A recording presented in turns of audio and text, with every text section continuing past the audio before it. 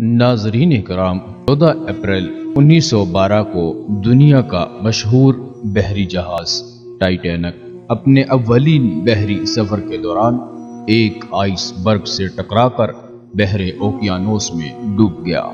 Titanic کا وزن 46,328 ton اور لمبائی 882.5 فٹ تھی۔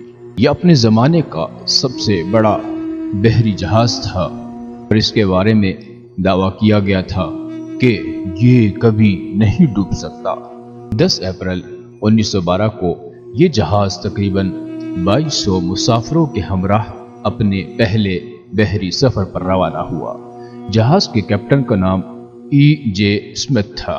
وہ ایک تجربہ کار کپتان تھا، لیکن اس نے تمام حفاظتی تدابیر بالائے طاق رکھتے ہوئے کوشش کی کہ وہ بحر اوقیانوس کو سب سے کم مدت میں عبور کرنے کا نیا عالمی ریکارڈ قائم کرے۔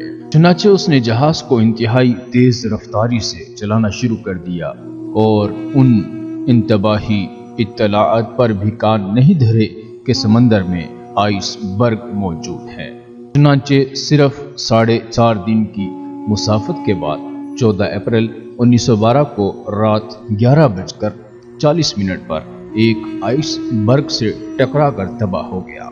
جہاز میں لائف بوٹس نہایت مختصر تھی، جن کی مدد سے صرف 755 افراد اپنی جانیں بچا سکے اور باقی مسافر، جن کی تعداد 1490 سے 1635 کے درمیان بتائی جاتی ہے، اپنی جانیں بچانے کی تگودو میں سمندر کی یخ بستہ ہواؤں میں منجمد ہو کر لقمہ اجل بن گئے۔ اس واقعہ کے بعد ٹائٹینک کے ملبہ کی تلاش شروع کر دی گئی۔ امریکی اور فرانسیسی ماہرین پر مشتمل ٹیم کو 73 سال بعد کامیابی حاصل ہوئی۔ 1 ستمبر 1985 کو ٹائٹینک کا ڈھانچہ نیو فاؤنڈ لینڈ کے قریب 12,000 فٹ کی گہرائی میں تلاش کر لیا گیا۔ مشترکہ ٹیم کے سربراہ کا کہنا ہے کہ ٹائٹینک کو زیر سمندر روبوٹوں کے ذریعے تلاش کیا گیا، جن میں ٹی وی کیمرے نصب تھے۔ ٹائٹینک کے موضوع پر ایک فلم بھی تیار کی گئی تھی، 1997 میں ریلیز ہوئی، جسے پوری دنیا کے شائقین نے پسند کیا۔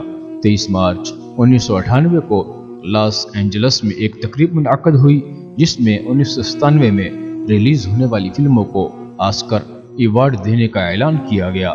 فلم ٹائٹینک نے سب سے زیادہ 11 ایوارڈ حاصل کیے۔